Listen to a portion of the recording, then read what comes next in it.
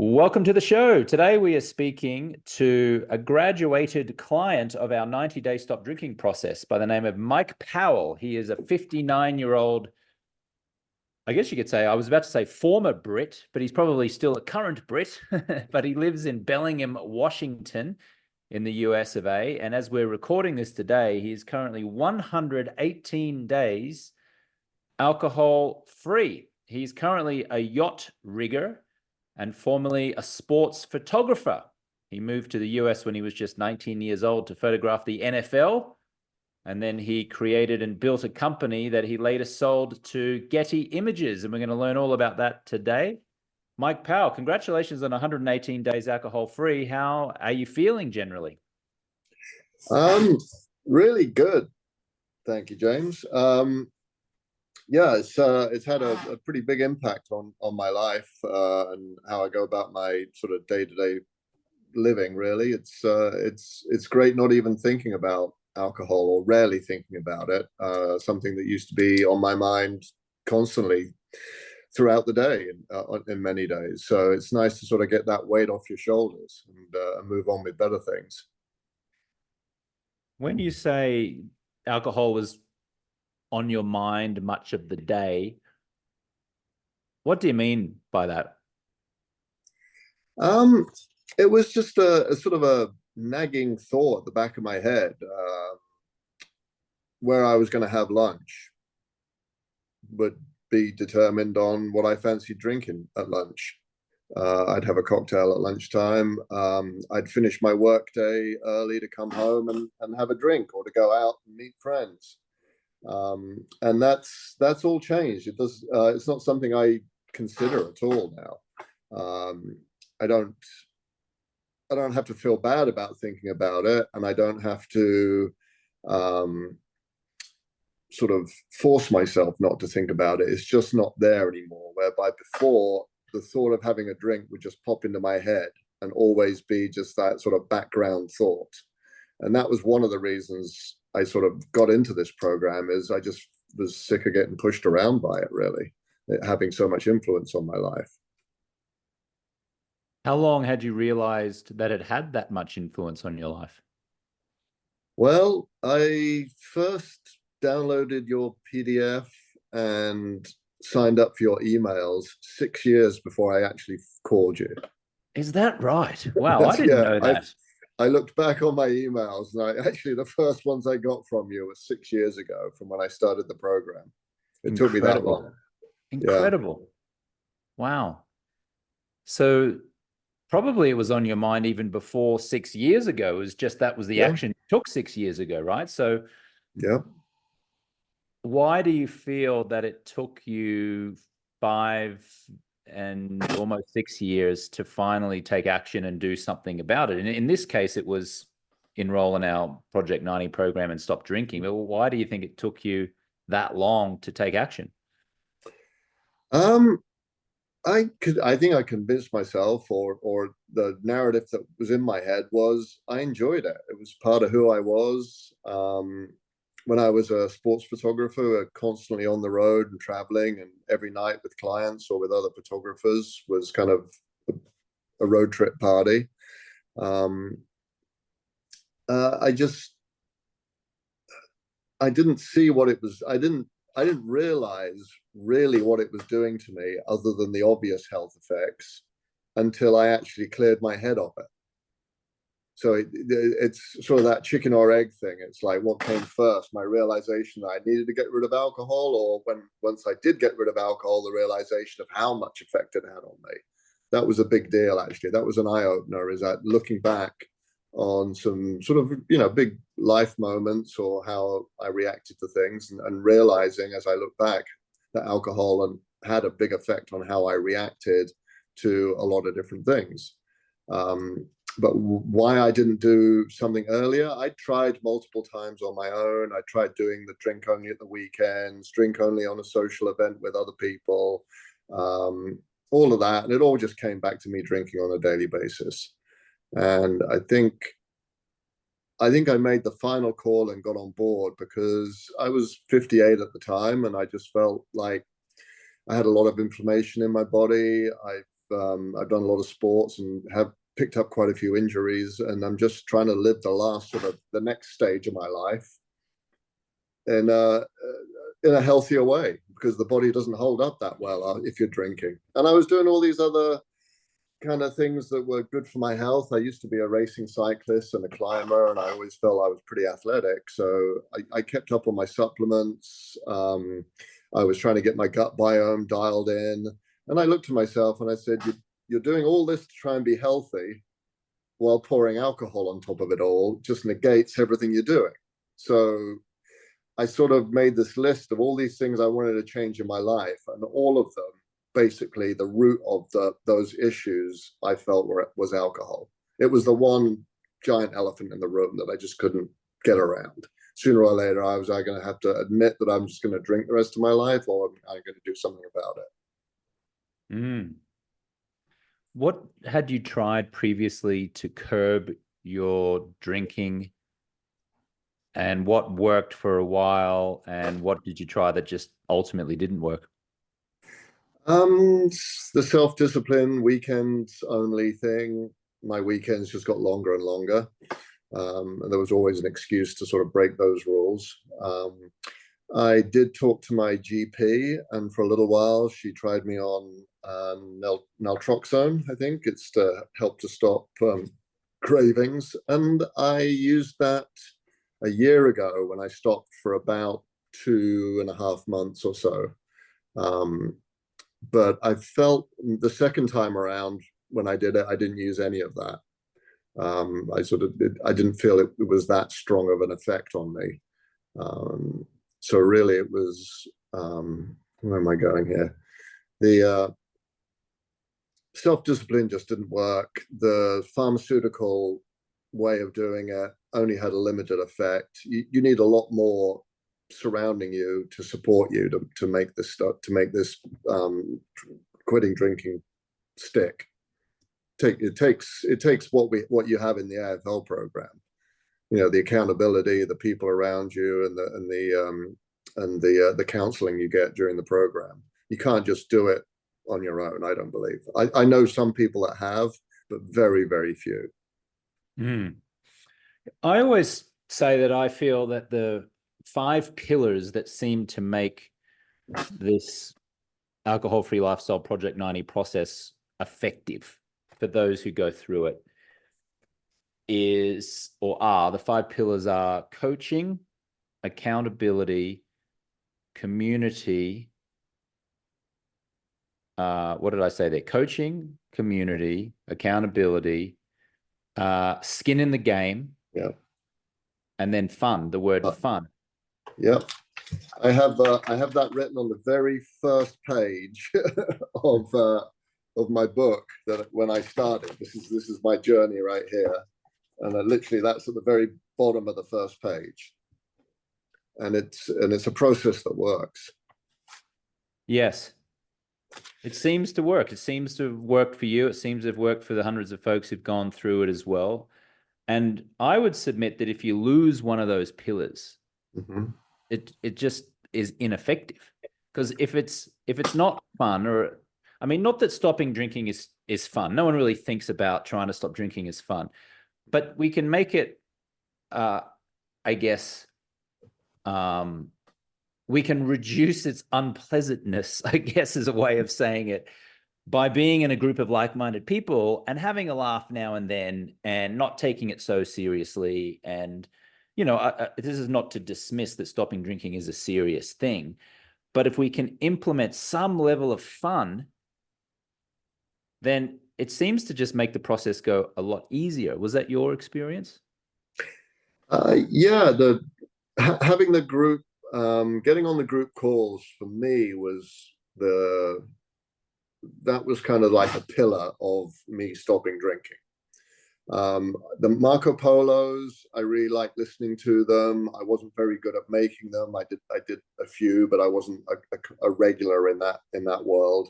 The accountability and having really good coaches, and the people that I'm sharing that time being coached with has been great. The breakout rooms where you're one-on-one with somebody They were always really open and very healthy conversations. And I think that's that combination of sort of having the right group of people together that all have a similar goal and have all maybe had some kind of similar life experiences, having been successful in lots of parts of their life, except this one in particular that they're now trying to deal with. I think that goes a long way to make you feel comfortable in the group you're with. For those who don't know what Mike's referring to when he used the phrase Marco Polo.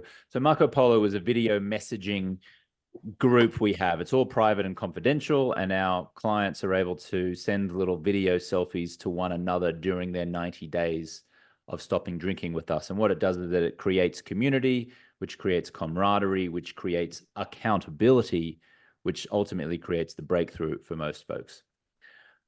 Mike, let's go back to the beginning. I'd love to learn a little bit more about you, because you are a Brit by birth. And knowing what I know about the British culture, it's very steeped in drinking. Now, there's a very heavy drinking culture there. So just tell us a little bit about where you grew up and how you first got brought into the world of, I guess, drinking, and then just, share a little bit of a story about what you did professionally until you came over to the US. Yeah.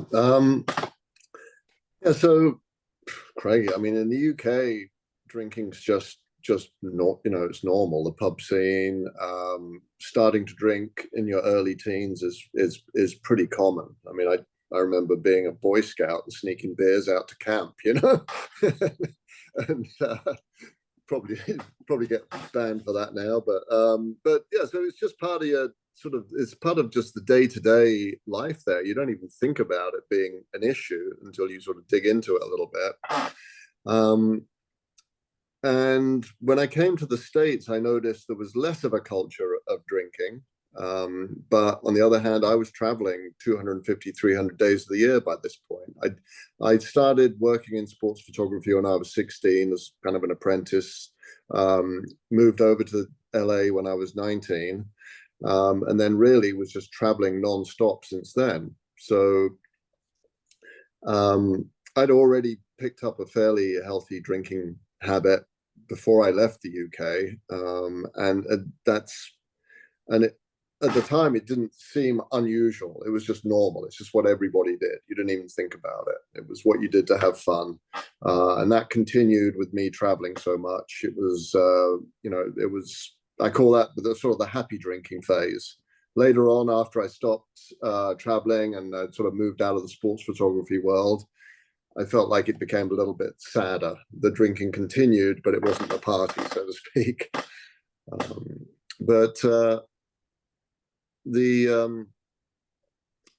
The background in drinking was just there. I remember having drinks at family Christmases, or having a small glass of wine when I was probably 11 or 12 years old, and nobody even thought about it twice. The conversation I had with my kids about alcohol was very different. I don't think I even had one with my parents, but my kids, I think by this point, I'd learned enough about alcohol and other things to realize that if I could just get them to hold off drinking as long as possible, they'd have less of a poor relationship with alcohol. I definitely saw people in the States that didn't drink until their mid-20s, had a very different relationship to alcohol than people like myself that started in our teens. It's to them, alcohol was take it or leave it. To me, it was just part of every day.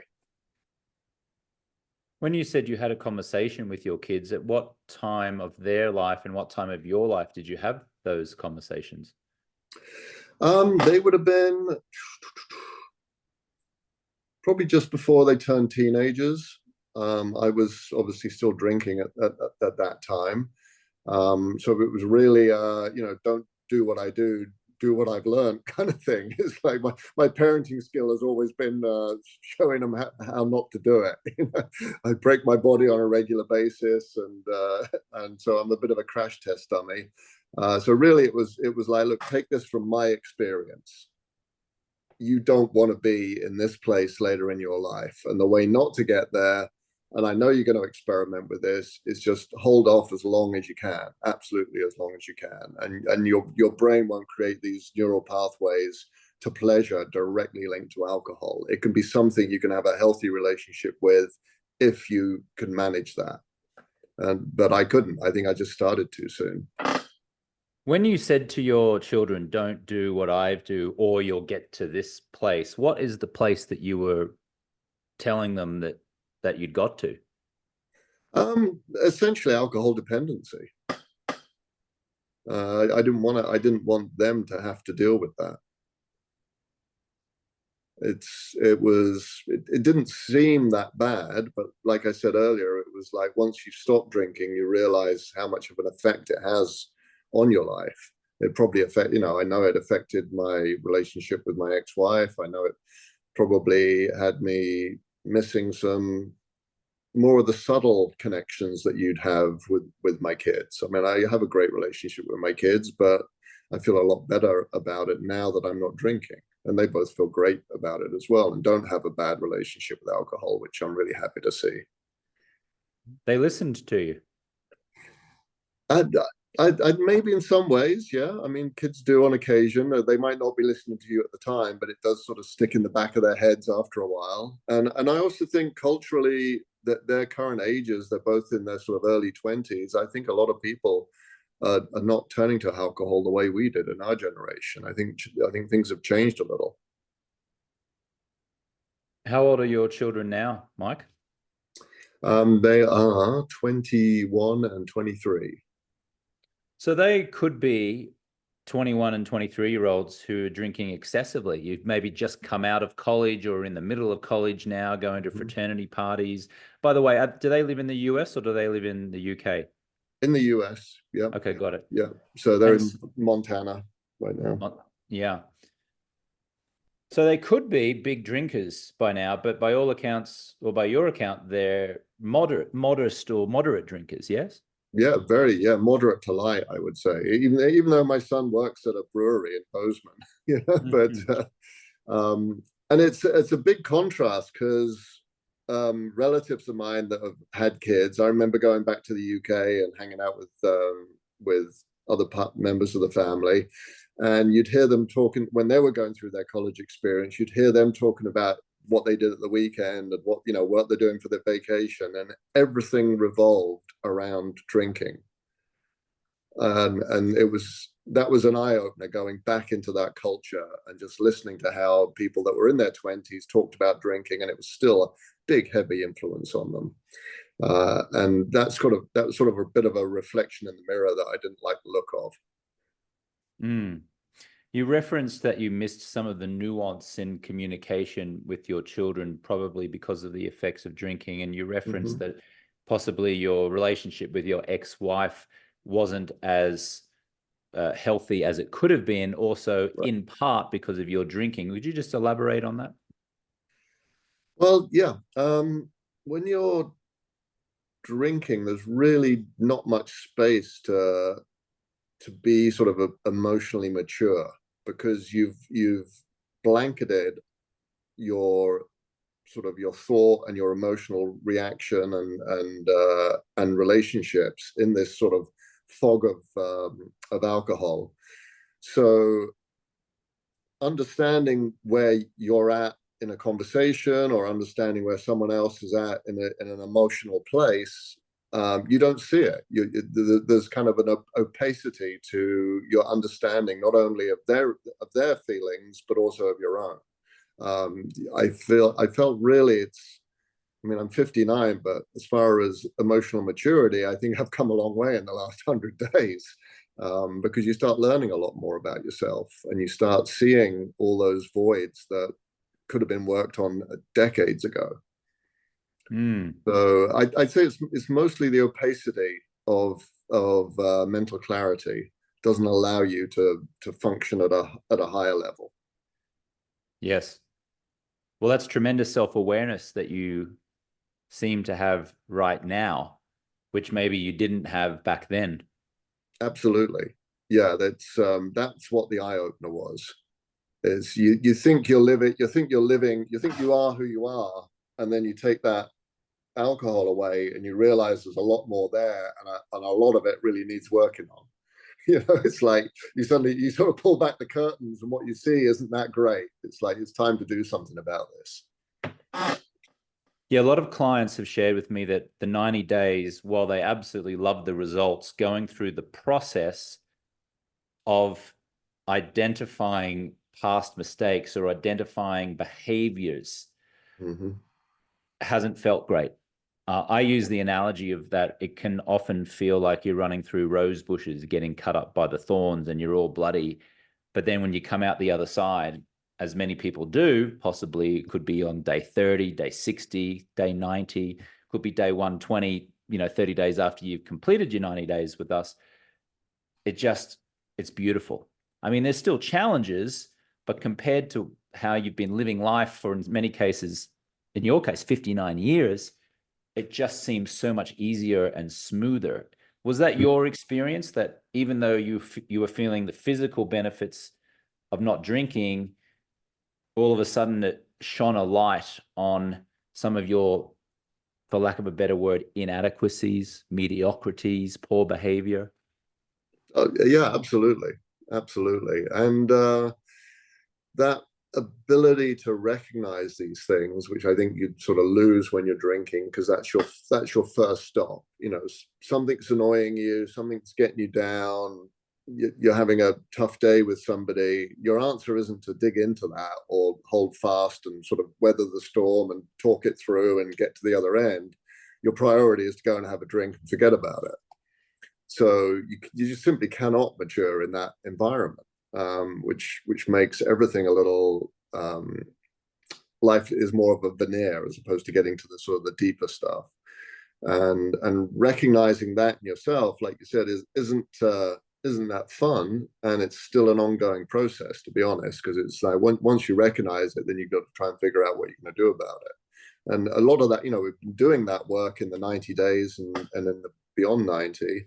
But it's definitely a process. And since going into beyond 90, I think at some points I've had harder time in the last couple of weeks than I did during the last 90 days. I've been super busy, haven't been able to make the calls the way I did on the 90 days, maybe not as dedicated to it. And I realized how much those calls were kind of an island for me to jump from one, do one of those coaching calls, 2 or 3 days being in a great place, and then get to the next coaching call. You miss, if I miss them for a week or so, I feel I start sort of rolling back a little bit, and I have to catch myself. So it's not something you can just like do and forget about. It's a continuing process. Yeah, for many people, you don't get to 90 days alcohol free and feel like you've arrived. In fact, many people say that day 90 often feels like it's their day one, because it's great you've got to 90 consecutive days alcohol free. It's great that we've, in most cases, almost all cases, managed to rewire, excuse me, your mindset around alcohol. Mm-hmm. But you're still left with you, right? You're still left with dealing with all of the stuff that you haven't dealt with over decades. And that Yeah. can mean or show up as trying to repair relationships with people that you may have fallen out with. It's questioning choices that you've made in career. Mm-hmm. It's looking at your finances. Maybe it's looking at how many years you got left on this earth and like trying to decipher what you want to do with it. And a lot of people come up with lament about the past, and they have to kind of rewire their mindset again to get focused on what do you get to create from this point of view. Was there a noteworthy, significant breakthrough or observation that you have encountered since you stopped drinking, either in Project 90 or Beyond 90, that maybe wasn't specifically related to alcohol, but was related to something that only appeared to you because you were alcohol free? Definitely, yeah. Couple of big ones, I think. There were definitely some aha moments throughout the process, but one of them is, when I was going through a divorce, I'd go and see a counselor who was very good up here, and he always talked about the narrative in your head, and how if you have one narrative in your head that's negative, or a story that you don't want to happen, you've got to replace it with another one.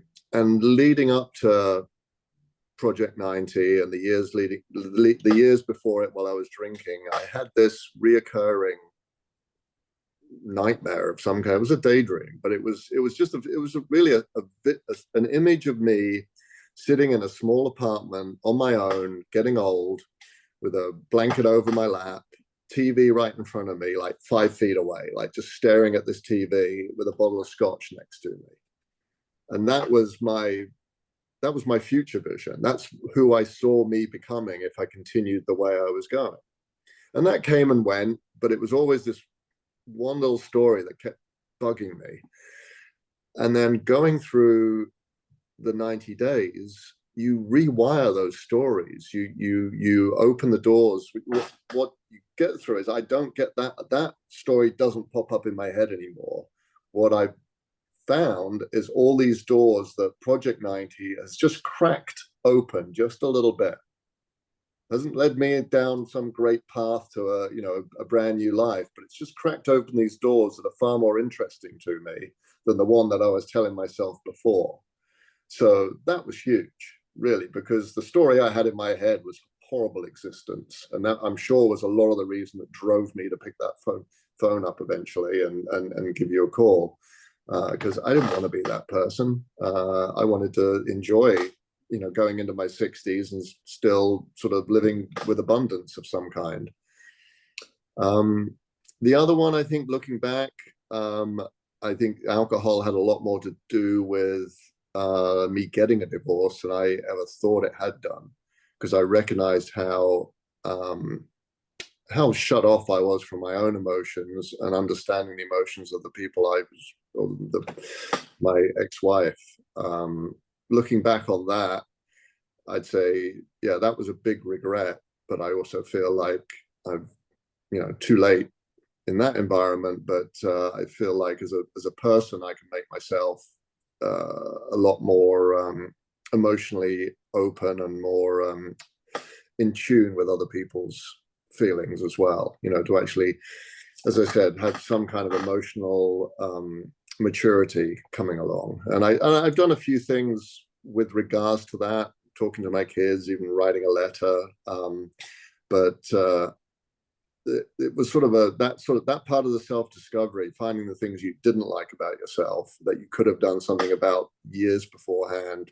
That's kind of hard to swallow, but what's the option is to go back to drinking and forget about it, not even try something. Mm-hmm. Thank you for sharing that, Mike. You referenced you wrote a letter. Did you send it? Oh, yeah. It was mostly an apology for who I was. How did that feel, writing the letter?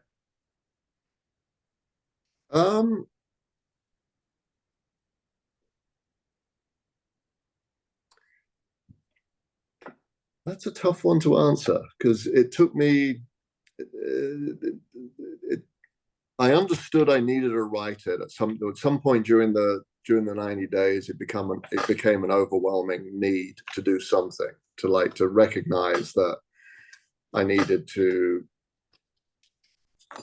stand up and sort of accept the responsibility of how I had been, and just to apologize for how I could have been a much better person, and how I wasn't the husband that I could have been. And I think drinking had a lot to do with that. So really, I wrote it as much for me as for my ex, and I don't even know if she read it.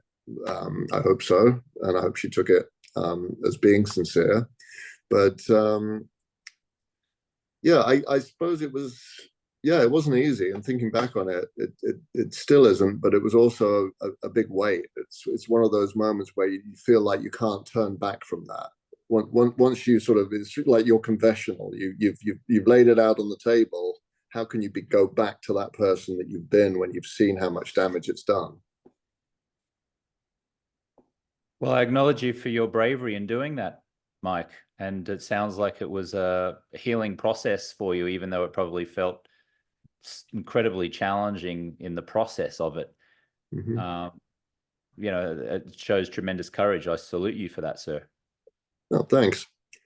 Thanks. Yeah, it's if someone else can get ahead of that curve, then sort of me telling that story, could help somebody make the change in time to do something about it. Have you spoken to your children about you stopping drinking, and what has their experience been of you since you stopped drinking, at least what they've conveyed to you? Right. Yeah, I was very open with them from the moment I signed up, basically. I wanted to talk with them about it, explain what I was doing. They understood. I mean, that they grew up with me drinking, so they could see when I was shutting down and being less social and less part of the family, and that usually revolved around having a drink. So they've been really super supportive. And I think in some ways it probably reinforces that earlier story of not having a poor relationship with alcohol or any relationship. So I think talking to them about it was as much to let them know that I was doing something, but also to say, look, if you go down the road of alcohol, you will most likely find yourself in this place too. So here's another reason not to do this. It's part of my parenting style, as I explained earlier. I go try all the bad stuff first and then tell them what not to do. We referenced at the beginning of our conversation that you're now a yacht rigger. Could you explain to us what a yacht rigger is and does, and what's the culture around drinking in the yacht community? Well, after I sort of came out of not dropped out, I retired from the photography world. The industry had changed dramatically, and I was looking around for something new to do. I got into sailing, mostly racing sailboats, as I usually race things to get better at it, because that's where that's your fastest learning curve. Whatever you do, go find the guy that races it. And so I ended up putting together two skills that I had, one from racing yachts and knowing how to tune a rig. So what you do with everything that keeps the mast up, right, on a sailboat has a lot to do with how well it performs. That's kind of like tuning your engine. So I had that background, plus I'd been a lifelong climber. I used to climb all over the world, like high altitude stuff in Alaska or big walls in Yosemite. And so working at altitude or upper mast was quite comfortable for me. So I sort of put two and two together and just created a business out of those two skills. And it's been just over 3 years now. And this is my retirement business, which has turned into a bit of a industry at the moment. But being in the sailing sort of yachty racing world and drinking and not drinking is really hard. That's what broke me last time. When I was sort of 2.5 months into it, I was on a long race around Vancouver Island up here in the Northwest. And I just gave myself permission to start drinking again. Every time you cross the finish line, the bottle of rum would come out. We'd all pretend to be pirates, and I just fell back into it. So I feel now, having gone through the program, that I have the tools necessary not to go back into that. I mean, I can hang out in that world, but I don't feel I have the need to drink or to feel like I have to fit in that world. I'm quite comfortable. In fact, I quite like the fact that everyone knows I don't drink and they don't hassle me about it. And in lots of ways, they secretly whisper it to me later on. It's like, oh, I'm really impressed with what you're doing. It's like, oh, just to let you know, I've been cutting back, you've inspired me. Or it has a knock-on effect to people around you, that they see what you're doing, they see how your attitude has changed, you're sort of a happier person, you don't get affected by small things as easily. You don't go into that anger mode so quickly. You can you just see the problems coming at you, and you can sit with them a little bit before you react, and then take care of the problem, as opposed to the problem comes at you, you get all angry about it and pissed off, you ignore it, and you go and have a drink. So it's that they're all interwound there. So I think people see that the attitude change, and they enjoy it, and they then take a little look at themselves. What they do with that is up to them. I definitely don't proselytize, but I just try and live my life, and they see it improving, and that then gives them gives them pause to think.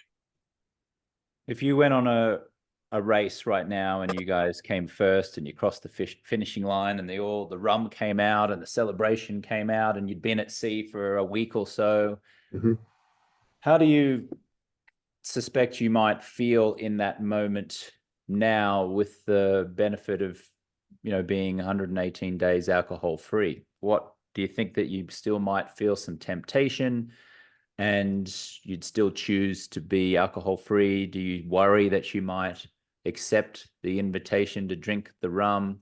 Do you feel like, no, I'm good, I can just celebrate without it? Like, how do you feel what do you think might happen if that scenario happened?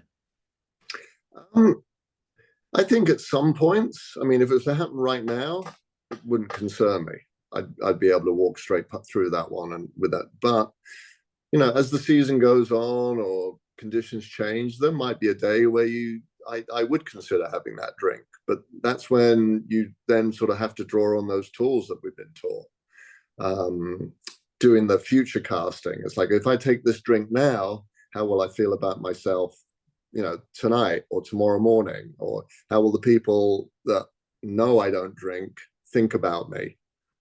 Because fear of failure is a huge one, and how people see you and they know you don't drink, and there you are having a drink. It's like, well, what happened there? That feels like that's that sort of, the fear of failure is a strong motivator. But just having the tools to not have to go back to that place, I think I'll get through this season fine, and it'll be, some days it'll be a piece of cake, and other days I'll have to think about it a little harder. I'd like to invite you to scroll back through the Alcohol Free Lifestyle podcast of where this conversation is taking place now. It's actually about December of 2022, and you'll find an episode there that's entitled "Widower Sails Across the Ocean in Dedication to His Wife." Okay. And there's a fellow Brit by the name of Christian, a little bit older than you, Mike. Yeah. And the episode and the interview and the conversation that I had with him back in December of 2022 was him detailing how, as a tribute to his late wife, he learned how to sail, joined a sailing team, and they sailed from the west coast of Africa over to the Caribbean in a competition. And they came, I think, second in their class. And he was at sea, I think, 21 days or 21 nights. And he got off, and he'd gone through Project 90. He'd gone through the program.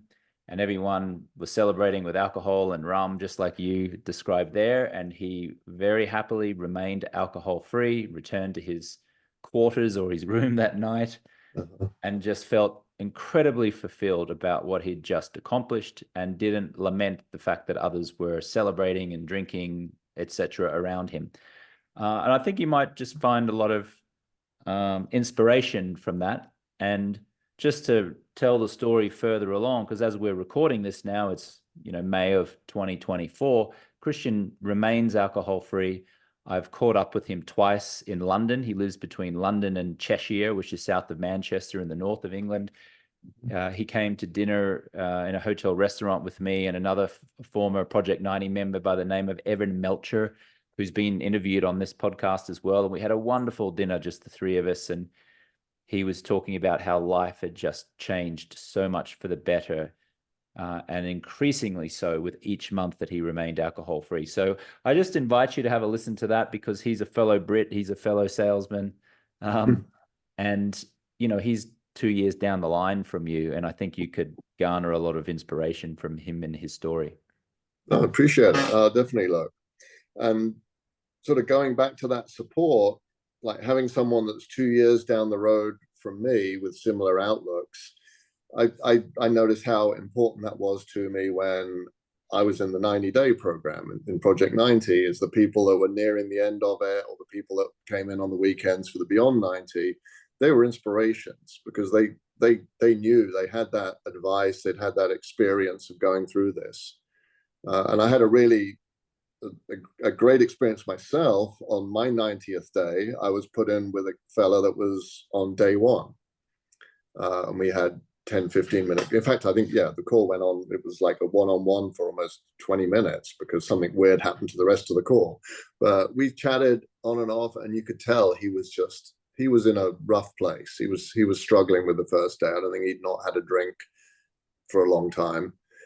And I kept in touch with him on and off since then. And it feels good to then be kind of able to pass that on, because you bring people on that are 4, 5, 6 years alcohol free. They give me inspiration, and it's nice to be able to turn around and pass that down the line a little bit as well, because that really helps. Just like you're doing right now by sharing your story in this conversation. I appreciate you doing that, sir. Just finally, I'd love to ask you what you feel life could look like for you a year down the line and 5 years down the line, should you choose to remain alcohol free. And bearing in mind, you've probably got goals, you've got a vision. Maybe there's still some tough stuff to come, because you just shared recently the last couple of weeks have maybe felt a little unsettling in certain ways. So it's not like you've arrived, it's a process. But what could life look like for you in a year and 5 years from now if you chose to remain alcohol free? Okay. I'd say one thing, a place I've been in sort of since after the divorce and getting into this program, has been one of sort of, I feel like, treading water. I used to be very, very goal orientated. I'd see something, I'd plan for it, I'd move towards it, I'd accomplish it, I'd move on to the next plan. That was kind of how my life was and how I ran it. And I felt like I was sort of cut adrift a little bit and was just treading water because I didn't really have any major plans. I mean, I did start a new business, but as far as grand goals, which I always seem to have or have had, where I'm at now is I feel like I'm not treading as much water, and I'm starting to make those plans and sort of rebuild who it is I'm going to become. If that makes sense. One of my priorities is to deal with a bunch of orthopedic issues. I used to race dirt bikes and bicycles and rock climb and mountaineer and do all these things. So my body's had a beating. It's like mind of a 12-year-old, body of a 90-year-old, I think.